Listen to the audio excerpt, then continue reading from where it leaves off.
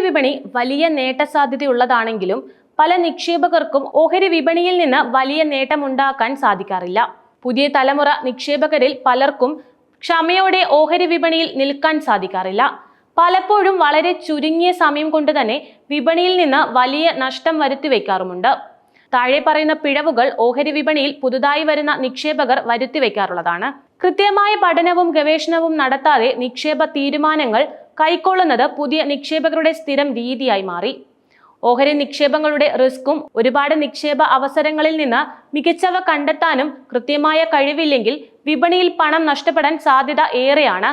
ഓഹരി വിപണിയിൽ പലപ്പോഴും വൈകാരികമായി തീരുമാനമെടുക്കുന്നത് വിപണിയിൽ നിക്ഷേപിക്കുന്നവരെ ഏറ്റവും ബാധിക്കുന്ന പ്രധാന പ്രശ്നമാണ്.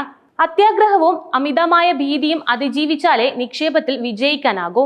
കൃത്യതയില്ലാത്ത സ്രോതസ്സുകളിൽ നിന്ന് ഓഹരി സംബന്ധമായ നിർദ്ദേശങ്ങളും നിക്ഷേപ ഉപദേശങ്ങളും സ്വീകരിച്ച് നിക്ഷേപ തീരുമാനം കൈക്കൊള്ളുന്നത് തന്നെയാണ് ഒരു കാരണം.